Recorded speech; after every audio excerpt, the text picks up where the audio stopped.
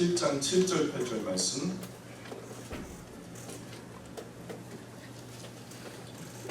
지난주에 이어서 마태복음 7장 7절 8절 말씀 같이 읽겠습니다. 시작. 구하라 그리하면 너희에게 주실 것이요 찾으라 그리하면 찾아낼 것이요 문을 두드리라 그리하면 너희에게 열릴 것이니 구하는 이마다 받을 것이요 찾는 이는 찾아낼 것이요 두드리는 이에게는 열릴 것이니라. 아멘. 지난주에 우리가 장폴 샤르트르 말을 마지막으로 이야기를 냈고 또 이제 7절 8절을 우리가 함께 계속해서 말씀을 나눌 시간인데요. 장폴 샤르트르도 하나님을 깊이 신뢰하고 하나님을 신앙하기를 바래서 교회에 와서 하나님을 믿고자 했는데 그가 했던 말이 내 영혼을 기다리고 계시는 창조주 하나님을 기대했건만 교회가 내게 준 하나님은 거대한 사업가였다, 이런 이야기를 했어요. 우리가 하나님을 믿을 때 사업가로서 날 잘되게 하시는 어떤 후원자 정도, 나 즐길 때는 잠깐 빠져 계시고 또 내가 힘들고 어려울 때만 납작하고 나타나줘서 좀 등잔 속에 있는 지니처럼 나의 모든 것들을 만사형통하게 해주시는 그런 분으로 우리가 잘못 알고 있다면 우리가 성경이 계속 진행되는 동안에 바른 하나님을 인격적으로 만날 수 있기를 바랍니다. 7절 8절도 마치 그런 말씀으로 우리가 많이 봤거든요. 구하라 그러면 주신대요. 막 찾으면 찾아지고 그냥 두드리면 다 열리고 막 이러니까 마치 이것이 만능 열쇠처럼 그렇게 우리가 막 근거 구절로 해가지고 그렇게 막 구하고 찾고 두드리는데 사실 이게 우리가 원하는 대로 다 구하는 게 아니라 이 7절 8절의 말씀은 7장 6절을 이어받아서 7절 8절 연속 선상에서 읽어야 되는 거죠. 아무거나 다 구하고 찾고 두드리면 하나님이 다 주신다는 그런 말이 아니라 거룩한 것을 찾으라는 거예요. 보다 옳은 것, 바른 것을 찾으라는 거예요. 그래 바른 것, 거룩한 것을 구하고 찾고 두드리라는 거죠. 하나님은 램프 요정 지니가 아니니까, 거대한 사업가도 아니니까. 그래서 그 이후의 구절은 아버지가 자녀에게 좋은 것을 주는 것처럼 아버지가 너희 자녀에게 아무리 악한 아버지라도 자녀에게 좋은 것을 구별해서 주는 것처럼 거룩한 것을 구하는 자에게 하나님께서 좋은 것 주시지 않겠느냐, 이렇게 말씀하시는 거죠. 누가복음에 가면은 이 좋은 것이라는 것을 콕 집어서 성령이라고 말씀하고 계시죠. 가장 좋은 것이 뭐냐, 우리에게 가장 좋은 것이 뭐냐, 바로 성령님이라는 거죠. 가장 거룩한 것은 성령님. 돈이나 명예나 권세를 말하는 것이 아니라 우리는 언제나 어디서나 성령님을 구하고 자꾸 두드려야 될 줄 믿습니다. 물질적인 것, 욕심, 세상적인 것, 이건 아닌 거죠. 우리는 이런 것들보다 더 높은 차원, 더 거룩한 것을 구해야 되는 사람들이에요. 이 땅에 사는 동안에 100년 미만에 우리가 쓰고 버릴 것들을 집착해가지고 자꾸 그것만 기도의 99%가 그것으로 채워지면 우리는 너무 안타까운 거죠. 우리는 100년 동안의 실험적인 삶을 사는 거예요. 그래서 영원한 삶에서 우리가 아름답게 피어나기를 바라는 마음. 그래서 썩어질 것을 심고 썩지 않을 것을 거둬야 되는 그런 정신으로 우리가 기도의 자리도 구하고 찾고 두드려야 될 줄 믿습니다. 9절, 10절, 11절 우리 다 같이 한번 읽어볼까요? 9절, 10절, 11절 시작. 너희 중에 누가 아들의 떡을 달라 하는데 물을 주며 생선을 달라 하는데 뱀을 줄 사람이 있겠느냐. 너희가 악한 자라도 좋은 것으로 자식에게 줄 줄 알거든 하물며 하늘에 계신 너희 아버지께서 구하는 자에게 좋은 것으로 주시지 않겠느냐. 아멘. 정상적인 부모라면 항상 자녀가 구하는 것보다 더 좋은 것 주고 싶죠. 그래서 부모님의 마음을 따라잡을 수 있는 자녀는 사실은 없는 것 같아요. 항상 한 걸음 앞서서 자녀에게 더 좋은 것들을 생각하니까, 그러니까 자녀들이 이해를 못하는 거예요. 내 눈에 보기엔 이게 제일 좋은데 부모는 열수 앞을 봐서 이게 훨씬 더 결론적으로 더 좋은 것을 바라니까. 그러니 참 떡을 달라 하는데 돌을 주고 생선 달라 하는데 뱀을 줄 부모가 어디 있나, 그죠? 너희같이 악한 부모라도, 너희같이 부족한 부모라도 자녀에게는 좀 좋은 것을 주려고 노력하는 것처럼 하물며 인자하기 그지없고 자비롭게 한이 없는, 사랑이 많으신 정도가 아니라 사랑이신 하나님 아버지께서 구하는 사람에게 얼마나 더 좋은 것들을 주시겠냐, 이런 말씀하시는 거죠. 가장 좋은 것, 누가복음에 말씀하는 성령님을 선물로 주신다라는 말씀을 하고 있어요. 12절 계속해서 읽어볼까요? 시작. 그러므로 무엇이든지 남에게 대접을 받고자 하는 대로 너희도 남을 대접하라. 이것이 율법이요 선지자니라. 예, 산상수훈을 이제 마무리하시려고 하는 것 같아요. 5장, 6장, 7장에 산상수훈이라 말씀드렸잖아요. 그래서 산상수훈을 이제 마무리하시면서 탈무드나 공자님 말씀의 최고봉이 뭐냐면 내 싫은 걸 남에게도 시키지 말라는 거예요. 내가 싫으면 남도 시키지 말라, 요구하지 말라는 거예요. 그런데 예수님은요, 내가 싫은 걸 남에게 시키지 말라로 끝나는 게 아니라 더 나아가서 남에게 대접받고자 하는 그대로 남을 대접해라, 이렇게 말해요. 뭘 하지 말라가 아니라 뭘 하라. 그래서 이제 우리가 창세기에서도 너 마음 문 앞에 죄가 엎드려 있어. 그 너 다스려야 돼. 그러니 너는 그 마음을 다스리기 위해서 뭘 하라? 아무것도 하지 마라, 죄 짓지 말라 말씀하시는 게 아니라 너는 선을 행하라 말씀하세요. 선한 일을 행하라 말씀하세요. 그래서 누가 나에게 섭섭하게 대한다고 섭섭해하면 안 돼요. 그러면 섭섭한 마귀가 틈타요. 늘 섭섭해요. 섭섭마귀 틈타면 큰일 납니다. 내가 너한테 어떻게 해줬는데, 내가 너에게 어떻게 대해줬는데, 그게 섭하는 거죠. 이것 하고 마귀가 장난을 하거든요. 그럴 필요 없이 베푸는 것은 하나님께 흘려보내요. 그냥 그거 속된 말로 조잔하게 붙들고 있지 말고 하나님께 보내버리면 하나님이 계산하시니까 하나님께 흘려보내고 대접받고 싶어하는 그 마음 그대로 이제부터 새롭게 또 남을 대접하면서, 그렇게 대접하면서 통 크게 마음 넓게 섬기는 우리가 되었으면 좋겠어요. 이것이 예수님의 말씀하시는 최고봉 황금률이라고 하는 거예요. 황금률. 13절 14절 계속 읽습니다. 시작.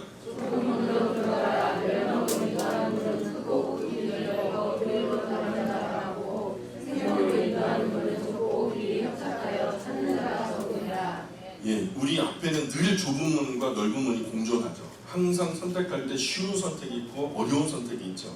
그 가운데 늘 선택해야 된다는 건 참 쉽지 않은 것 같아요. 그래서 인생은 선택의 연속이다. B와 D 사이의 C다. 벌스와 데스 사이의 초이스. 계속되어지는 선택. 그리고 우리가 세상과 교회를 비교하자면 세상은 넓은 문이고 교회는 좁은 문일 거예요. 그죠? 교회와 또 교회를 비교할 때도 좁은 문의 교회가 있고 넓은 문의 교회가 있어요. 내가 그 교회가 엄청 부담스러워요. 몇 명 되지 않으니까 내가 뭔가 어느 한 부분을 감당해야 할 것 같고, 또 내가 어느 부분에서 팔걷어붙이고 봉사해야 될 것 같고, 저는 그런 교회로 가라고 말씀드리고 싶어요. 많은 군중들 사이에 내가 아니더라도 봉사의 자리가 많은 그런 교회가 아니라, 적어도 그래서 교회가 300명 정도 되면 반으로 쪼개져야 된다고 저는 생각해요. 제가 공원 드리고 계속해서 말씀드리지만 우리 교회도 인원수가 300명 정도 되면 무조건 반으로 나눠서 지역교회로 이렇게 나누어서 독립교회로 연합된 형제교회로 그렇게 하겠다라고 말씀을 드렸어요. 이런 취지예요. 300명 넘으면요 목회가 안 돼요. 그 사람이 어떤 삶의 환경을 가지고 있고 어떤 어려움이 있고 어떤 면에서는 그 자녀들의 이름조차도 기억하지 못하게 되어지는 그런 상황에서 우리가 인격적인 목회라는 것은 기대하기 어렵고요. 그 이후는 말 그대로 조직이나 시스템이 감당해 줘야 되는데, 사실 그것은 성경이 말씀하는 유기적이고 인격적인 그런 교회와는 거리가 먼 것 같아요. 그래서 우리가 너무 마케팅 요소를 갖다가 교회 안으로 끌어들여가지고 너무 큰 교회를 이루면 항상 거기에는 문제가 생겨요. 악한 사탄이 틈타기에도 훨씬 더 쉬운 구조가 되어버린다는 거죠. 그래서 교회 안에서도 참 좁은 교회가 있고 넓은 교회가 있어요. 교회 안에 좁은 길의 사역이 있고 또 넓은 길의 사역이 있죠. 교회 안에 조그만 교회 안에서도 봉사를 할 때 봉사 중에서도 또 어려운 봉사가 있고 쉬운 봉사가 있거든요. 너무 쉽게 예수님 믿으려고 하면 안 돼요. 너무 편한 신앙의 길로 많은 사람들이 걷고 있거든요. 큰 교회, 좋은 시설, 멋지고 아름다운 사람들 틈에서 진짜 너무 멋지고 폼나게 그렇게 신앙생활 할 수 있죠. 편하게, 부담 없이. 그러나 그렇게 예수님 믿으면 곤란해요. 나의 영적인 삶에 별로 유익이 없어요. 그 길로 이미 너무 많은 사람들이 걷고 있기 때문에 우리가 예수님 믿을 때 전제는 좀 어렵게 믿으려고 해요. 좀 부담스럽게 믿으려고, 뭔가를 감당하고 또 반걸음 좀 더 좀 힘들게 믿으려고 하는 우리 스스로의 거룩한 긴장감 내지는 부담감이 있어야 된다고 저는 생각해요. 15절 계속 읽어볼까요? 15절입니다. 시작. 거짓 선지자들의 상가가 양의 옷을 입고 너희에게 나오나 속에는 노략질하는 일이라. 잘 분별하셔야 돼요. 성경 말씀이 내 안에 질서 있게 잘 정리되면 창세기부터 계시록까지 열심히 말씀을 읽다 보면은 그 안에서 하나님이 어떤 분이 사건이 보여요. 처음에는 전혀 모르던 이야기들이 다윗과 골리앗 이야기도 보이고 아브라함의 이야기도 보이고 뭐 다윗의 이야기도 보이고 하면서 야 재밌다 그러다가 두 번 세 번 읽을 때는요 아는 이야기들이 나오면 반갑고 그 행간에 모르는 이야기도 보이기 시작하면서요 나중에는요 그 사건들이 기록되어진 성경을 왜 우리한테 읽게 하는 거지 하면서 이것을 감동하시고 감화하셔서 엮어내신 하나님의 그 인격의 의중이 궁금해지는 거죠. 그래서 하나님의 그 인격의 의중이 궁금해지면서 하나님을 더 알아가는 거예요. 하나님을 알다 보면 아 이런 하나님이구나, 이런 하나님이 어떤 일을 하셨는가가 또 되짚어보면은 그분이 우리를 사랑하셨다는 거예요. 그 사랑을 근거로 사랑을 증명하시기 위해서 또한 아들을 희생하셨다라는 이런 이야기들이 펼쳐지면서 우리가 하나님에 대한 신앙이 더욱 깊어져 가는 것이죠. 우리가 그래서 성경의 말씀을 열심히 읽고 또 질서 있게 정리가 되면 이런 거짓된 선지자들을 우리가 바라보는 순간 분별이 쉬워져요. 뭔가 어색하고 이상하거든요. 내가 아는 성경과 교회에서 우리가 함께 나눴던 성경과 전혀 다른 이야기를 하는 거예요. 아주 비스무리하게 시작하지만 나중에는 다른 이야기가 분명히 모래알, 막 신발 안에 모래알이 나의 발 뒤꿈치를 갖다 자꾸 그냥 자극하듯이 그게 하나 톡 걸려가지고 우리의 영적인 장애물이 되는 거예요. 이거 무시하고 그냥 넘어가면요 속는 거예요. 곰곰이 질서 있게 쟁여진 하나님의 말씀을 바탕으로 그들의 가르침을 떠올려 보면 금세 어긋난 부분, 잘못된 부분들이 보여지기 시작하죠. 그리고 우리가 우리 시대에 너무나 많은 거짓 선지자들이 있죠. 거짓 선생들, 거짓된 종교들이 많이 있고요.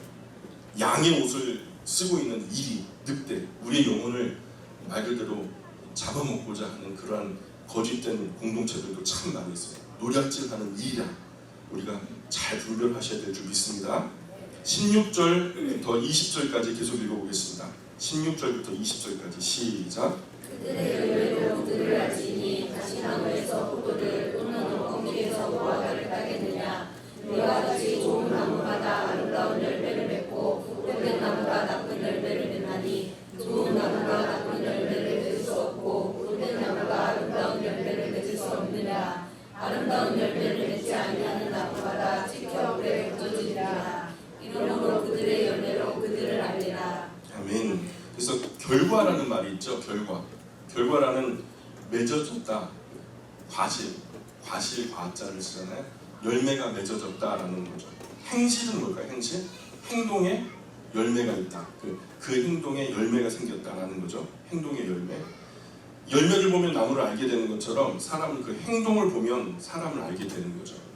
열말이 필요 없어요. 나는 이런 사람이다라고 별말을 다 하지만 그것은 이제 페이크예요. 사람마다 자기 PR이 되기 때문에 전부 다 나는 이런 사람이야, 나는 이래 하면서 얘기를 하지만은 사실 그거는 차지하고 그 사람의 행동을 가만히 보면 그 사람이 돈을 쓰는 거, 시간을 쓰는 거, 또 머릿속에 가득한 것을 이야기할 때 나도 알지 못하게 무심결에 나오는 어떤 행동의 결과들, 그런 것들을 보면 참 감람나무인지 돌 감람나무인지가 구별된다는 거죠.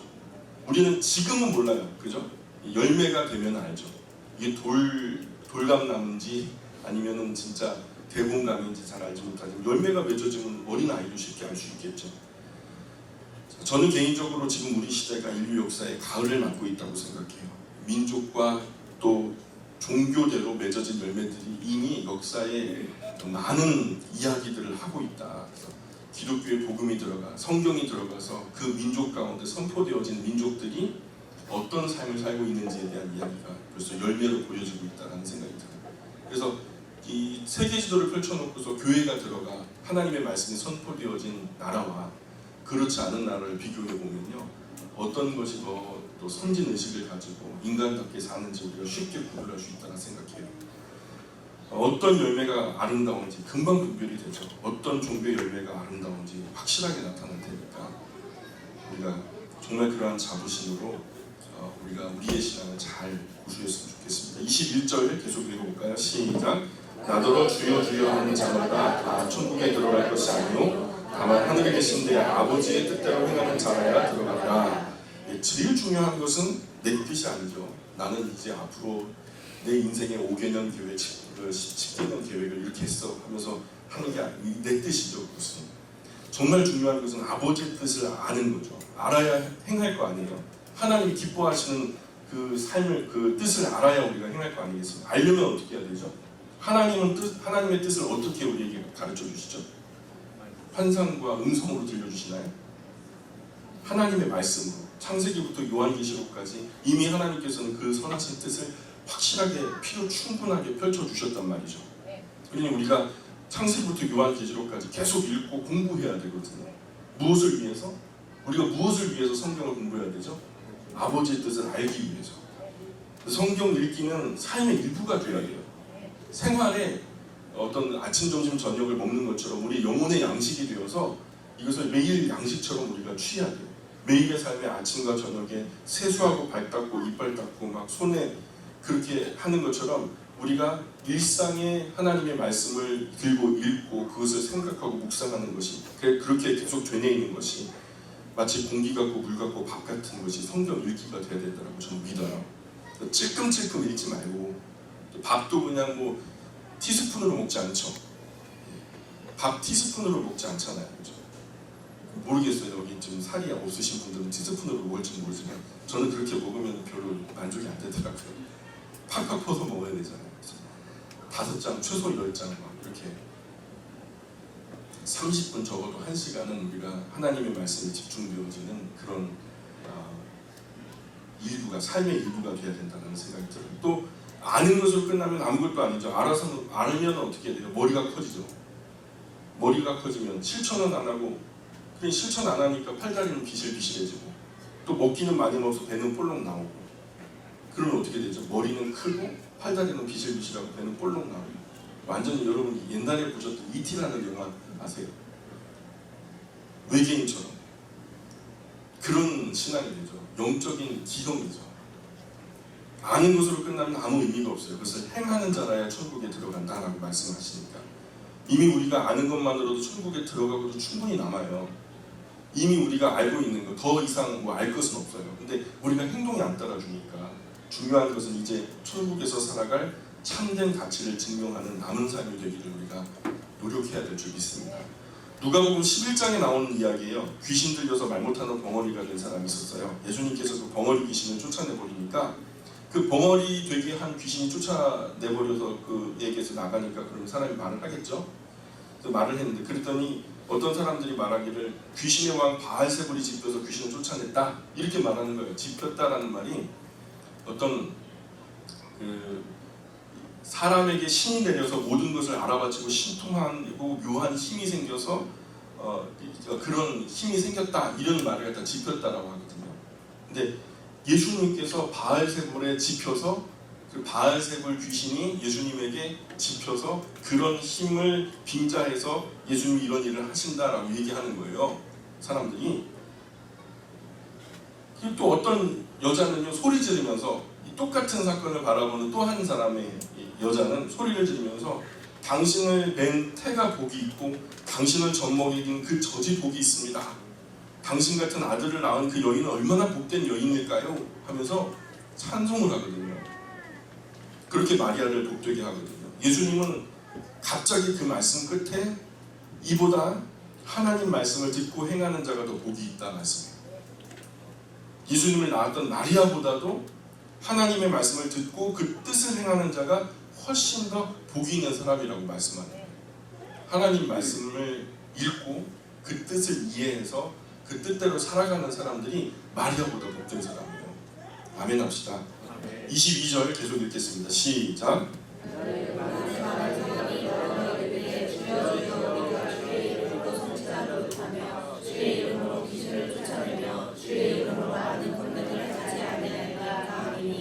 그날은 어떤 날일까요? 그날에는 심판의 날이겠죠. 마지막 모든 것을 결산하시는 그날에 많은 사람은 어떤 사람이죠? 적지 않은 사람이 한두 사람이 아니고 진짜 많은 사람이겠죠. 그 많은 사람들이 와가지고 주여 주여 주님 하면서 아는 체 한다는 거죠. 주님 저 알죠? 주님 저 알죠? 하면서 다 그렇게 예수님을 아는 척 할 거라는 거죠. 제가요 이 땅에 있을 때 선지자 노릇도 했고요. 심지어는 귀신도 쫓아냈고요. 많은 놀라운 권능도 주님의 이름으로 제가 행했잖아요. 아시잖아요. 그래서 그렇게 한다는 거죠. 근데 그렇게 주의 이름으로 귀신을 쫓아내면 주의 이름으로 많은 권능을 행하지 아니하였나이까 그랬는데 그때 어떤 말씀을 하시면 23절 계속 읽어볼까요? 시작. 그때 내가 그들에게 받지 말하되 내가 너희를 도무지 알지 못하니 불법을 행하는 자들아 내게서 떠나가라 하라. 아무리 많은 놀라운 권능을 행했다 해도 불법을 행하고 하늘에 계신 하나님의 뜻대로 행하지 않은 사람은 예수님께서 마지막 날에 그 결산의 날에 심판의 날에 내가 너를 도무지 알지 못한다. 그런 끝인 거죠. 너 누구냐? 그럼 끝인 거 아니에요. 놀라운 권능이 중요한 게 아니라 귀신을 쫓는 어떤 영적인 권능이 중요한 것이 아니라 하나님 우리 아버지의 뜻을 알고 실천하는 것이 중요하다는 거죠. 권능을 행하는 것도 사실인 것 같아요. 귀신을 쫓아낸 것도 사실인 것 같아요. 왜냐하면 그 부분에 대한 예수님의 심판이 없잖아요. 분명히 그 권능을 행한 것도 사실인 것 같고 귀신을 쫓아낸 것도 사실인 것 같은데 그런데 예수님은 그들에게 불법을 행했다라고 판단하셨다는 거죠. 어떻게 생각하세요? 큰 권능보다 하나님 말씀을 사모해야 되는 거죠. 창세기부터 요한계시록까지 바르게 빠르게 읽고 묵상해서 하나님께서 무엇을 원하시는지 그 선하고 기뻐하시고 온전하신 뜻이 무엇인지 분별해야 되는 거죠. 그리고 그것을 실천해야 되는 거죠. 매주 들은 말씀을 잘 씹어 삼켜 소화시켜야 돼요. 그리고 하나님과 마치 정원을 산책하듯이 한 주간을 거닐면서 주일에 들은 말씀을 살아내야 되는 거죠. 가끔 특별히 맛있는 별미 먹고 싶을 때가 있죠. 그래서 모질게 마음 먹고 가족들 다 동원해가지고 뷔페 가잖아요. 뷔페 가가지고 특별한 외식을 하면은 첫 술은 진짜 맛있죠. 첫 접시는 정말 꿀처럼 맛있죠. 그러나 나올 때는 항상 어때요? 내가 미쳤지. 그래서 항상 뷔페집 가면은 후회 안 한 적이 거의 없는 것 같아요. 저는 그래요. 지루하고 평범해 보이지만 매일 먹는 소박한 밥이 우리의 영혼에 진짜 건강을 주거든요. 영혼 없는 몸이 죽은 것 같이 행함 없는 믿음 그 자체가 죽은 것이라고 성경은 우리에게 가르쳐주고 계세요. 우리가 늘 하나님의 말씀을 주야로 묵상해야 될 줄 믿습니다. 24절 계속 있습니다. 시작. 그러므로 모든 일자의 말을 듣고 행하는 자는 그 집을 반석에 지은 지혜로운 사람 같으리니. 예, 그래서 나의 이 말이 있잖아요. 24절에 나오는 그러므로 누구든지 하면서 이제 결산하는 거예요. 결론하는 거예요. 산상수훈의 마지막 결론은 하면서 이제 예수님께서 산상수훈을 마무리하시면서 어떻게 매듭을 짓냐면 이 비유로 매듭을 지어요. 마태복음 5장부터 7장까지의 말씀, 산상수훈 모든 내용은 바로 그리스도의 윤리를 말하고 있죠. 그리스도인이 이 땅 위에 어떻게 어떤 정신, 어떤 윤리, 어떤 도덕으로 살아가야 될지를 말씀하잖아요. 고도의 윤리예요. 세상보다는 월등한, 그죠? 어떤 탁월한 지경의 이야기를 예수님께서 말씀하셨어요. 그 고도의 윤리, 최고의 윤리, 이 말씀을 듣고 행하는 사람은, 이 놀라운 윤리를 실천하는 삶을 사는 사람은 마치 그 집을 반석 위에 지은 사람, 반석 위에 지은 지혜로운 사람과 같다. 이렇게 말씀해요.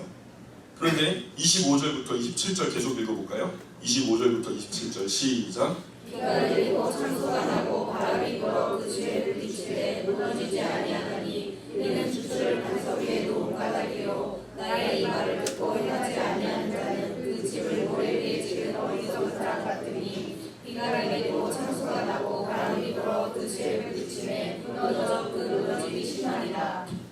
그래서 두 사람인데 한 사람은 모래 위에 집을 짓고 한 사람은 반석 위에 집을 지었어요. 그 차이는 뭐죠? 하나님의 말씀을 듣고 실천한 사람과 실천하지 않은 사람을 얘기하는 거예요. 산상수훈에 대한 5장부터 7장까지의 모든 말씀을 듣고 지켜 행하는 사람은 반석 위에 지은 사람처럼 그러면은 끝까지 보호받고 유지된다는 거죠. 그러나 그렇지 않은 사람은 무너진다는 거죠. 그것이 개인이든요, 교회든지 간에 비인격적인 방법으로만 우리가 큰 도움을 이룰 수도 있어요. 어떤 조직적인 방법으로, 어떤 마케팅적인 요소로 우리가 그렇게 해도 교회는 부흥할 수 있거든요. 그러나 모래 위에 지은 집과 같아요. 구름처럼 몰려올 테지만 바람처럼 떠나갈 거예요. 우리는 하나님의 말씀에 하나님의 교회를 세우기를 원해요. 그 반석은 하나님의 말씀이고요. 그 말씀을 실천하는 저와 여러분들이 그 토대를 세우는 사람들이에요. 그래도 우리가 참된 그리스도인이 되어서 예수님께서 가르쳐 주신 높은 차원의 도덕 윤리적인 삶을 말씀 따라 살면 망할 일은 없는 거죠. 망할 일은 없는 거예요. 그래도 망하면 예수님께 따지면 되죠. 하나님, 예수님 말씀 이렇게 하셨는데 제가 예수님처럼 말씀대로 했는데 제가 망했잖아요 하면서 예수님께 따지면 되잖아요. 근데 그럴 일은 절대 없다는 거예요. 산상수훈대로 살지 않는 사람은 아무리 놀라운 권능을 행하고 귀신을 쫓아낸다 해도 쓸데없이 다 무너져 버린다. 진짜 무너지고 있잖아요. 과거 10만 명, 30만 명을 육박했던 큰 교회가 있잖아요. 귀신 쫓는 목사님으로 유명했던. 결국에는 참 얼마나 누추해져요. 큰 만큼 더 사회적인 큰 무리를 일으키고. 그래서 예수님은 산상에서 저는 말씀을 이렇게 끝내줘요. 우리가 참 생각해 볼 일이에요. 28절, 29절 계속 읽습니다. 시작. 예수께서 이 말씀을 가르치시되 우리를 이렇게 가르치시는 분라니 이는 그 가르치시는 것이 몸이 있는 자와 같고 그들의 서기관들과 같지 아니하리라. 그래서 예수님께서는 이렇게 지금 산상수훈의 말씀을 선포하셨는데 서기관들 율법사들의 가르침은 사실 어떤 이야기를 하냐면 대략적으로 예를 들어 말씀드리자면 안식일에 아무 노동하지 말지니라 이런 말씀을 풀어놓고 그럼 사람들이 질문하게 노동은 무엇입니까? 라고 물을 거예요. 그러면 노동은 질량 곱하기 거리다.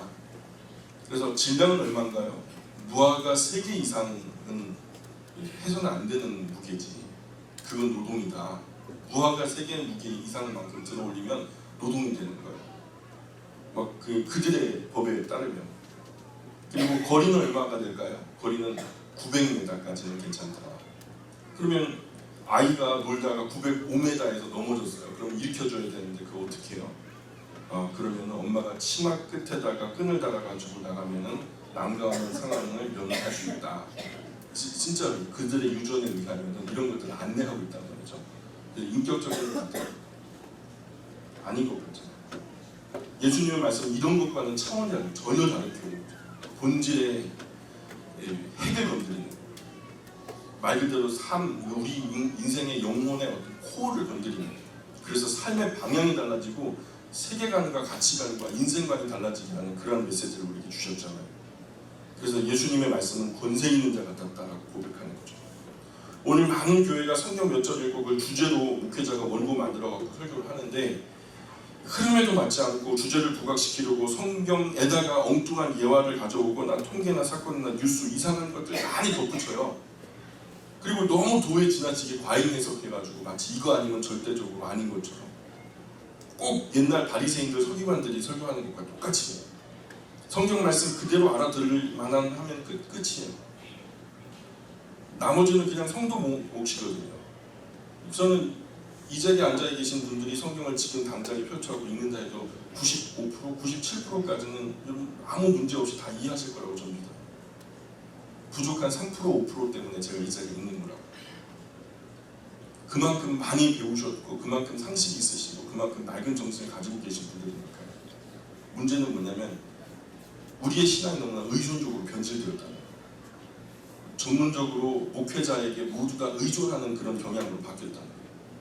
근데 과거 성경에서 만나는 신앙은요, 아버지가 주축돼서 가정을 돌보는, 내가 무너지면 가정이 무너지고, 그죠? 그러면 신앙의 대를 잇는 어떤 계승되어지는 신앙은 꿈꿀 수 없는. 그 말 그대로 가정 단위의 신앙이 얼마나 귀중한지 몰라요. 괜히 부풀려가지고 확대 해석할 필요 없어요. 여러분 읽는 대로 실천하시면 돼요. 이제 앉아서 들은 말씀 일어나면 행할 수 있게 가르쳐야 됩니다. 앉아서 공부한 말씀 일어나면 실천할 수 있도록 공부하셔야 돼요. 아주 상식적으로 이거 부인할 수 없는 하나님의 뜻이다 하고서 이해가 되면 그냥 그대로 실천해야 소망이 있는 거죠. 그게 살아있는 말씀이죠. 계속 듣기만 하고 행동하지 않으면 열매도 없죠. 아무것도 아닌 거예요.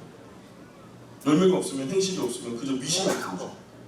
마태복음 정말 중요한 말씀. 그 중에서도 오늘 우리가 함께 나눈 산상보호는 특별하게 중요한 부분이거든요. 그러니까 읽고 또 읽고 묵상하고 또 묵상해서 삶의 열매가 가득하기를 축복합니다. 지금 우리는 무엇을 더 해야 하는 신앙의 시절은 아니에요.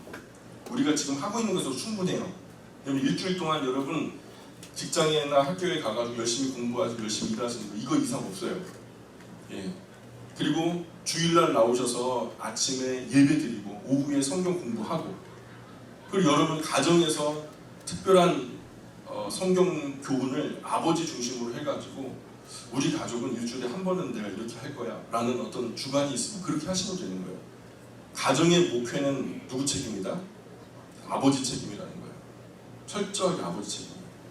그 말씀이 선포되면 그것을 마치 전도사님처럼 아이들을 잘 이해시키고 실천할 수 있는 실천하는 부분까지도 보듬어 줘야 되는 것이 바로 어머니들의 몫이라는 거죠. 아까 아버지가 하셨던 말씀은 이런 말씀이야. 그럼 우리가 일상에서 어떻게 실천할 수 있을까 하면서 아이들에게 눈높이로 쉽게 풀어서 이해시켜주고 그대로 살아갈 수 있도록 용기를 북돋아주는 이런, 그게 그리스도인의 아름다운 가정의 모습이라고 저는 믿어요. 그러니 우리가 여기서 뭘 더 하려고 하지 마시고요. 성경이 하지 말라는 것은 골라서 하는 시절이 되어버렸거든요. 하나님 앞에서 야단맞을 짓을 교회들이 앞다투하고 있어요. 하지 않을 것만 안 해도 하나님께서 크게 은혜 주실 거라고 믿어요. 마땅히 안 할 거 안 해가지고 시간적으로도 마음적으로도 물질적으로도 조금 여유를 찾았으면 좋겠어요. 그리고 마땅히 할 일에 몇 가지 안 되는 마땅히 할 일에 우리가 최선을 다하면 되는 거예요. 마땅히 할 일이 뭘까요? 하나님 예배하는 거 당연한 거죠. 그리고 하나님의 말씀, 성경 읽고 듣고 묵상하는 일이죠. 그 말씀 속에 진리를 배워서 그 진리를 실천하는 우리가 되어야 될 줄 믿습니다. 그 진리가 진리대로 살아가서 경건한 일상, 그것이 거룩이죠. 그래서 진리의 진리된 증거는 그 사람을 세상과는 확실하게 다르게, 거룩하게, 구별되게 바꾸어 놓는다는 거예요. 말씀이 있는 사람과 없는 사람은 확실히 차이가 있죠. 나무가 어느새 자라는지 모르지만 한 계절이 지나면 벌써 키가 한 자나 더 하죠. 마지막 때가 될수록 우리의 싸움은 더욱 영적인 양상을 띠게 될 것입니다. 영적인 일 중에서도 본질과 비본질의 싸움이 확실하게 드러날 거예요. 본질과 비본질을 구별하지 못하는 사람들의 회방과 핍박도 더 심해질 겁니다. 그 가운데 버티고 서서 꿋꿋하게 견디는 것이 영적인 전쟁이 될 거예요. 하나님 말씀 굳게 붙들고 견고히 서셔서 주님 부르시는 그날까지 승리하시기를 축복합니다. 8장 1절 한번 또 볼게요. 8장 1절, 2절, 3절까지 말씀 볼까요? 8장 1절, 2절, 3절 시작. 예수께서 산에서 내려오시니 수많은 무리가 따르니라. 한 나병한 자가 나와 저를 이르되 주여 원하시면 저를 깨끗하게 하실 수 있나이다 하거든 예수께서 손을 내밀어 그에게 주시며 이르시되 내가 원하노니 깨끗함을 받아라 하시니 즉시 그의 나병이 깨끗하여진다. 예수님께서 이제 산상수훈을 교훈하신 후에 산에서 내려오셨죠. 산에서 내려오시면서 처음으로 만난 사람들이 나병 환자예요. 요즘 그 한센시름, 그죠? 문둥병 환자. 나병도요. 그냥 저는 나병이 그냥 나병인 줄 알았는데 나병에도 한 40가지 종류가 있더라고요. 어떤 경우에는 하얗게 버짐처럼 폈다가 사라지는 그런 나병도 있고 그렇게 남아있는 나병도 있고요. 또 어떤 경우에는요. 심한 것은 얼굴 형체 자체가 뭐 귀도 떨어져 나가고 뭐 손가락도 떨어져 나가고 발가락도 떨어져 나가고 정말 어떤 그 병상이 중해서 눈을 뜨고 쳐다볼 수 없을 정도로 끔찍한 양상의 어떤 나병도 있다는 거예요. 나병은 이제 치료법이 나와가지고 치료 가능해요. 그리고 예방도 가능합니다. 지구의 중한 병들 정복 많이 됐죠. 그런데 정복되지 않은 병이 훨씬 많아요. 그래서 우리에게는 정복되지 않은 큰 병과, 그죠? 누가 암에 걸렸다, 그래도 말기란다, 그러면 고쳐지기가 되게 힘들겠다, 뭐 이런 생각을 하죠.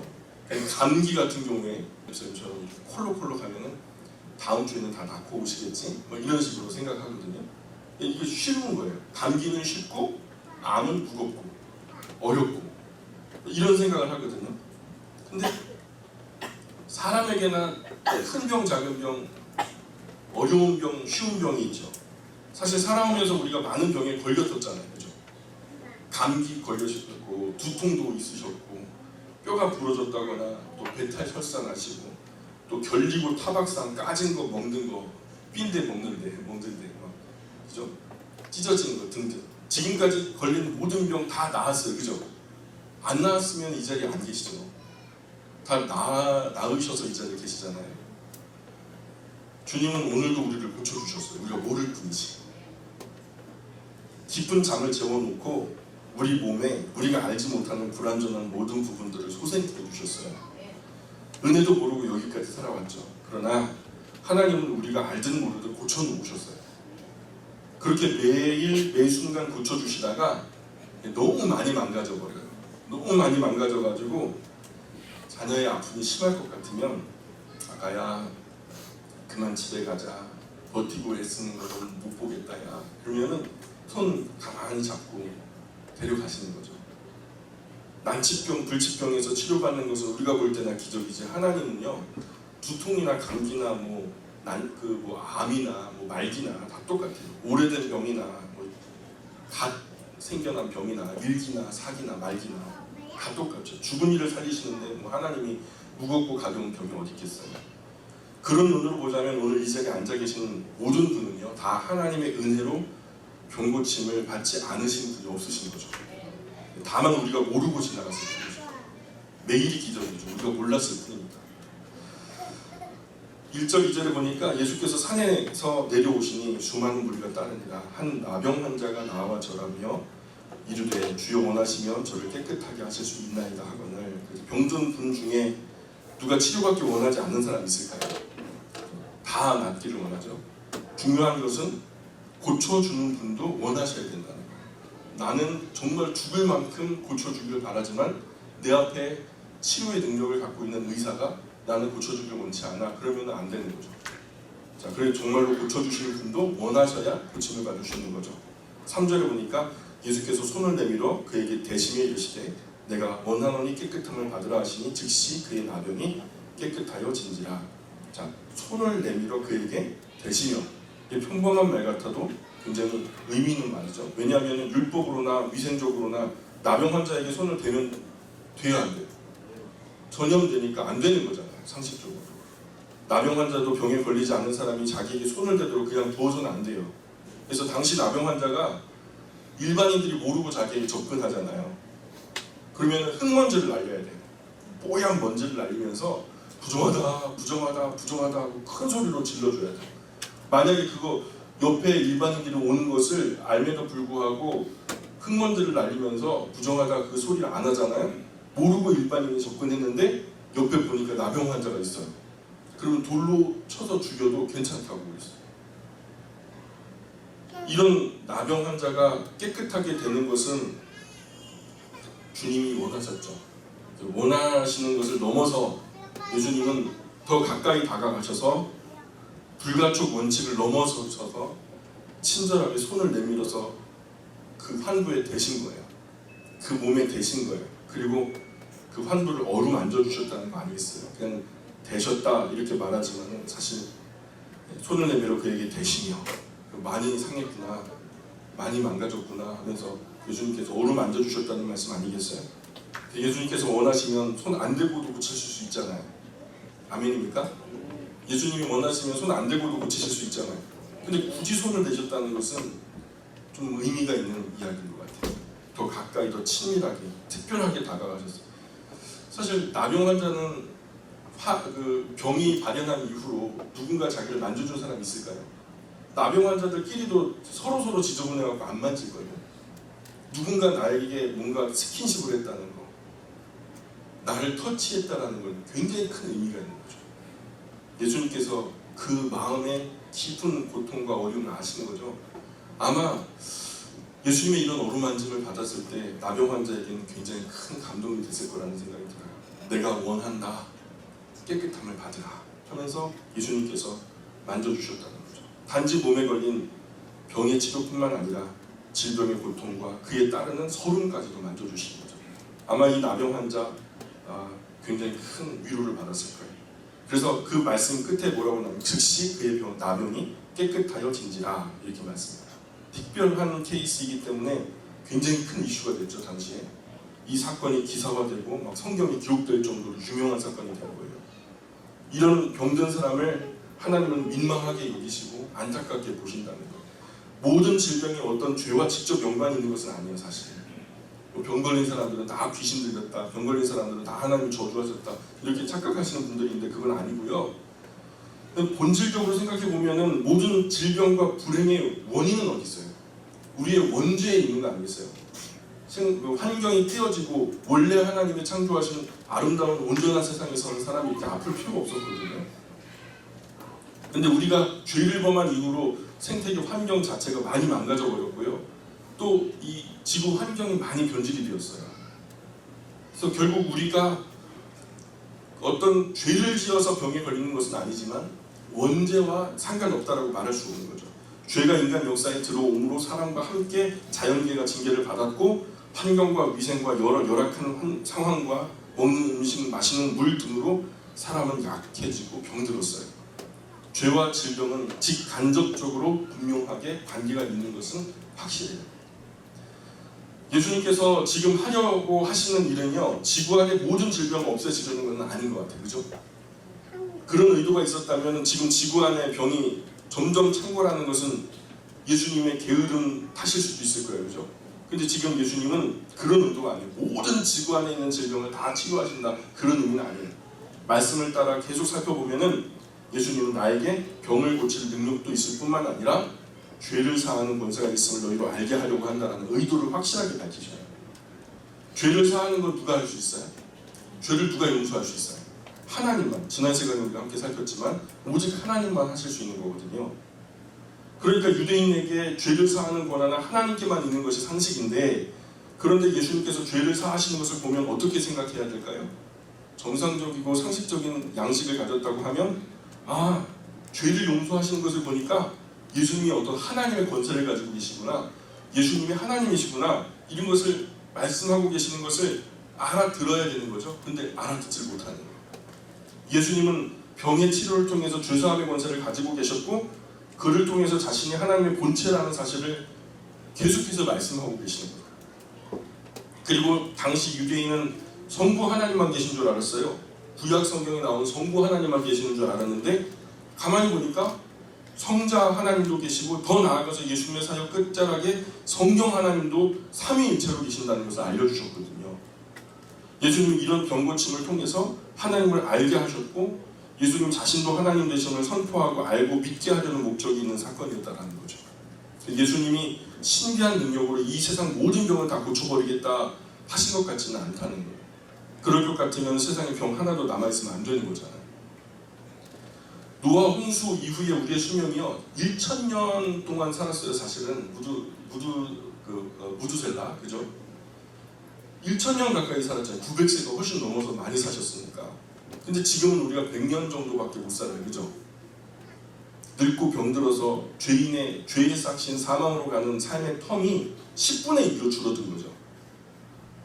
100년 주어보고 안 믿으면 빨리 끝내시는 것 같아요. 1000년까지 하나님을 안 믿은 채로 계속 살아가면 어떻게 될까요? 죄만 쌓이겠죠. 먼지가 쌓이듯이. 하나님 속만 썩이고 오래 살아도 유익이 없어요. 그래서 역사를 빨리 회전시키시는 것 같아요. 오늘 본문에서 예수님은 자신이 하나님의 아들, 하나님 되신 것을 나타내시려는 목적이 있는 이적을 펼치시죠.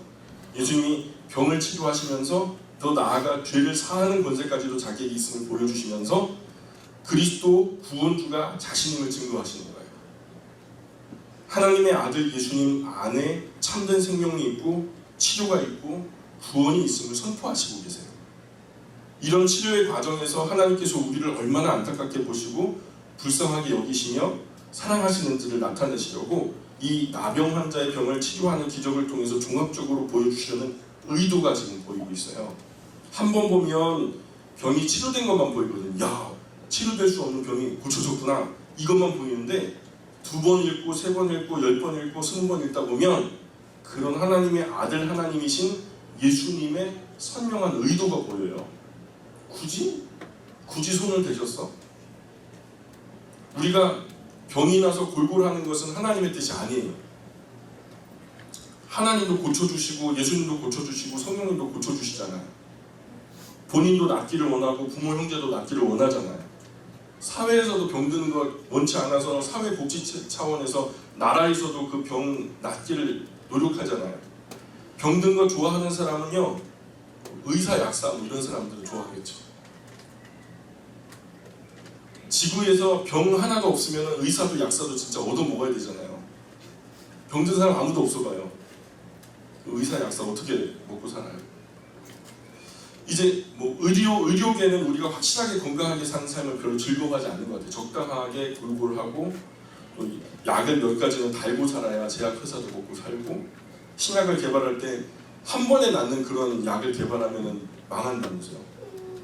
그래서 지금 막 이렇게 한 번에 먹고서 평생 예방되어지는 그런 약은요, 돈벌이가 안 된대요. 그래서 지금 뭘 먹어도 지속적으로 계속 하루에 뭐 두세 알을 계속 먹어야 되는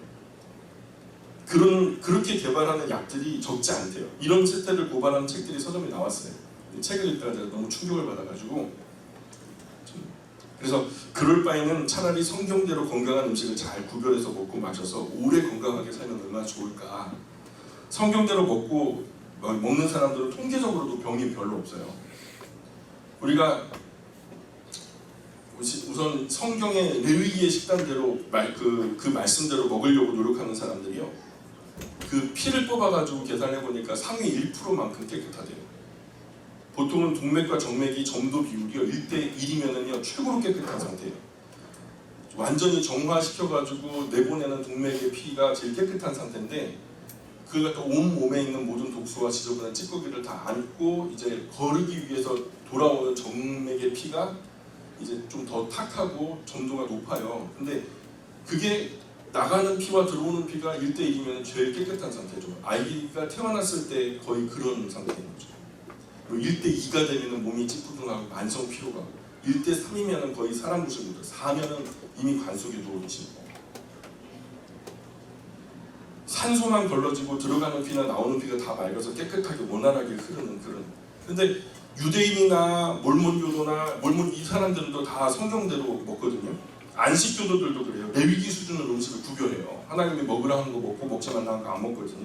병이 거의 없어요. 정신도 맑고, 말하면 알아들어요. 두 번, 세 번 반복하지 않아요. 인격적이고 잘 알아듣고 이해력도 빠르죠. 그럼 공부 잘하겠어요? 못하겠어요? 그래서 SBS 잘 먹고 잘 사는 법이라는 프로그램에서 이걸 갖다가 기획해갖고 3부작으로 만든 거예요. 그래서 우리나라 청소년들 피를 다 검사했는데 온갖 쓰레기 음식 다 주워 먹고 자라갖고 피가 엉망이에요. 아이들 10대 아이들 피를 갖다 뽑아갖고 해보니까 40대 50대 피가 나와요. 이미 살 만큼 살아가지고 망가져버린 그런 사람들에게서 뽑을 만한 그런 피가 10대 아이들에게서 나오는 거예요. 그러니까 이 아이들이 분노 수위를 조절 못해요. 툭 하면 어른들에게 대들면서 싸우자고 달려들고, 작은 일에도 쉽게 분노하고, 금세 싸움으로 번지고, 잘못된 음식 때문에 그래요. 피가 들어오서. 아토피, ADHD, 생소한 병들이 우리 아이들의 정신과 육체를 갉아먹고 있잖아요. 반면에 안식교 삼육재단, 우리나라에도 삼육재단에서 안식교 그 학생들이 있는데, 이 아이들의 피를 갖다가 이렇게 뽑아가지고 보니까 우리나라 청소년 중에서 좀 가장 피가 맑은 그룹에 속해요. 그리고 학업 성취도도 되게 뛰어나고, 미 항공우주국 나사라고 하잖아요. 거기에 정말로 세밀한 기술들을 다루는 사람들이, 그 기술자들이 몰몬교 신자가 그렇게 많대요. 닐 암스트롱, 엘드린, 콜린스, 달에 첫 발을 디딘 사람 전부 다 몰몬교도예요. 저명한 학자들, 과학자들, 몰몬교도 굉장히 많고요. 몰몬교는 성경적으로는 확실하게 이단이지만 미국에서는 몰몬교의 영향력이 너무 커가지고 기독교의 한 분파로 인정하는 분위기예요. 유일한 차이가 뭐냐? 레위기대로 음식을 가려 먹는 거예요. 경건한 신앙생활 외에는 큰 차이가 없어요. 음식점에 가면 늘 물어요. 뭐 드시고 싶으세요? 그러잖아요. 우리 앉아 있으면은 집사님 뭐 드시고 싶으세요? 목사님 뭐 드시고 싶으세요? 그러잖아요. 그럼 항상 하는 말이요. 뭐 달라는데? 아무거나. 그냥 아무거나 먹어가지고 우리가 이렇게 더러워졌어요. 아무거나. 이게 머리 좋은 아이들이 안 나와요. 학원에 100번 보내도 못 알아들어요. 선생님들이 미치려고 해요. 스트레스 지수가 엄청 높거든요. 피가 나쁘니까. 정말 지혜로운 아이들 잘 듣고 잘 이해하고 학업 성취도 높은 인격적인 다음 세대가 되려면 지금부터 우리가 음식을 잘 가려 먹어서 피를 맑게 하는 노력이 필요하다는 거예요. 그래야 다음 세대가 소망이 있어요. 건강에 우리가 육체를 가지고 있잖아요. 인풋이 딱 3가지밖에 없어요. 우리가 많은 것 들어가는 것 같아도 인풋이 뭐가 있죠? 공기, 숨 쉬니까 공기가 들어가겠죠. 우리 몸이 70% 80%가 물로 돼 있잖아요. 물 마시죠. 그 다음에 또 뭐가 들어가죠? 음식이죠. 음식. 3가지밖에 없어요. 대단하게 많은 것을 우리가 뭔가 하는 것 같아도 우리 안으로 정작 들어가는 것은 3가지. 근데 물도요. 아기가 처음으로 태어나면은 한 80%가 물이고 20%가 이제 그 유기물이죠. 근데 중년이 되면은 70대 10으로 70대 30으로 바뀌어요. 근데 노년이 되면 60대 40으로 바뀐대요. 그러니까 물을 안 먹어요. 또. 맑고 깨끗한 물을 많이 마시면 좋은데 물을 마시면 제가 요즘에도 광고 나오잖아요. 광고 나오는 거 제가 카피라이트가 너무 마음에 들어갖고 따로 베껴놨어요. 왜냐면 물을 마시는 즉시 10초 안에 피에 흡수가 돼요. 10초 안에. 30초 안에 뇌까지 이루고요. 30분 안에 온몸에 퍼진대요. 물이 그렇게 좋다는 거예요. 물 마셔야 돼요. 공기도 중요하죠. 요즘에 미세먼지가 큰 문제가 되잖아요. 그러니까 우리가 초록으로 둘려지는 곳에 살아야지 고층 빌딩 아주 그냥 편의시설 많은 그런 데 몰려 살면 안 돼요. 지금 저 인공위성에서 이렇게 사진 촬영한 걸 봤는데 이 서울 수도권 지역에요. 돔처럼 이렇게 그 온실처럼 비닐하우스처럼 이렇게 돔이 씌워져 있어요. 그게 뭐냐면 스모그예요. 스모그. 미세먼지 스모그. 워낙 차도 많고 사람도 많고 그 안에서 활동하느라고 별의별 것들이 다 있으니까 미세먼지가 가실 날이 없어요. 그래서 엉뚱하게도 무슨 큰 타워, 큰 건물을 갖다 통째로 막 그냥 공기청정기 만든다고 막 그러면서 막 이상한 짓을 많이 하는데 참 그럴 게 아니라고. 우리가 초록으로 둘려진 곳을 선호해야 돼요. 삶의 장소도 가려야 되는 거죠. 같은 위치로 음식도 가려야 하고 물도 가려야 하고 건강하게 살 수 있죠. 몸은 건강하게 정신은 맑고 선명한 질서와 분별력, 영혼에는 깊은 바다와 같은 평화를. 이것은 뭐 기도만 한다고 오는 게 아니에요. 우리가 저도 습관적으로 이것을 위해서 기도하는데 그렇게 구별해서 먹고 살아가야 되는 거죠. 그래야 건강한 거죠. 병을 얻고 나서 명약 찾아다녀봤자 아무 소용 없어요. 낫게 해달라고 눈물 콧물 흘리면서 기도하는 것보다 애초에 성경에 말씀되어진 대로 잘 구별되게 살아서 건강하게 하나님 부르시는 그날까지 열심히 헌신하면서 살아가면 더 멋진 삶이 될 것 같아요. 돼지고기, 뭐 순대, 선지, 개고기, 장어, 메기 이런 거 좀 멀리 하시라. 뭐 스팸 막 이런 거 있죠. 깡통이 들어있는 음식, 깡통 음식, 햄버거 이런 거 절대로 드시지 마세요. 1년만 한번 구별해서 드셔보세요. 그리고 스스로 건강, 이전의 내 건강과 이후의 내 건강을 잘 비교해 보셔서 스스로 느껴야지 뭐 어떻게 해요. 내일은 늦으리. 우리 교회 음식 가렸더니 어떤 분이 교회 안 나가겠대요. 아유 나는 교회 안 나갈 거야. 막 그랬어요. 그래서 제가요 덜컹했잖아요. 야 이거 음식 안 가려 먹으면 그 병 걸리는데 병 걸리면 뭐 병원 갈 뿐이죠. 지옥은 안 가잖아요. 그죠? 근데 교회 안 나가면 어떻게 돼요? 지옥 가니까. 그래서 내가 음식 가린다고 막 강경책을 펴면 상처받고 떠나가면은 지옥 갈 텐데 이거 어떡하나. 그래가지고 제가 좀 이렇게 융통성 있게 타협을 한 거 아니겠습니까? 하나씩만 줄이자. 이제 신생되어지는 교회는요 처음부터 우리는 이렇게 할 거야 하고서 이렇게 깃발 꽂고 가면 되는데 우리 역사가 벌써 42년 넘어서 43년째 가니까 이미 그렇게 평생 살아왔던 분들을 설득하기가 참 쉽지 않았죠. 어쨌든 뭐 100년 미만 건강하자고 영혼을 희생시키면 안 되니까 뭐 개고기 먹어도 지옥 안 가요. 병원 가지. 그죠? 그러니까 우리 어머니들 아버지들 상황에 맞게 지혜롭게 싸우지 마시고 그것 때문에 막 가정에서 막 부부싸움 해가지고 목사님 맞죠 목사님 그랬잖아요. 막 맞는데 어떻게 하라고요? 그 싸울 일은 아니에요. 주부님께서 가정의 어머니들께서 지혜롭게 방향을 우공이산이라고 한 삽 떠서 한 삽 반대편에 채우다 보면 강줄기가 바뀐다고요. 음식도 조금씩 건강한 방향으로 흘러가면 단절되어지는 느낌 없이 건강한 방향으로 갈 수 있다고 믿어요. 8장 4절 계속 읽어볼까요?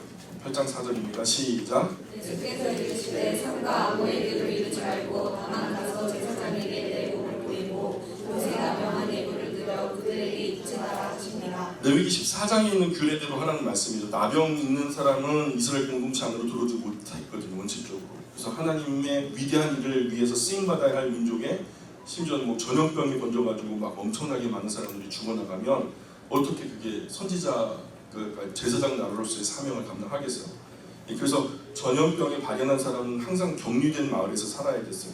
일반인과 일절 교제가 안 됐고요. 당시 제사장은 의사 역할도 병행했어요. 당시에는 의학이 그렇게 발전되지 않았기 때문에 그런 제사장에 가서 내 몸을 보여 나았다는 증거를 얻어와라.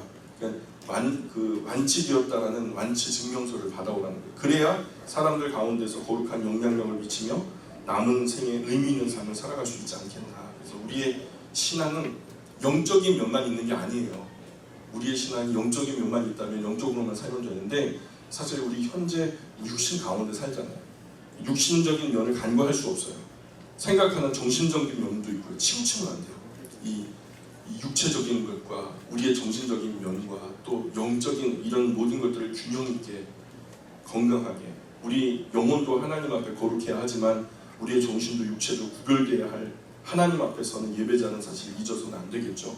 건강하지 못한 육체는 정신에도 그 영혼에도 막대한 지장을 줍니다. 잘 관리돼야 될 줄 믿습니다. 기도하겠습니다.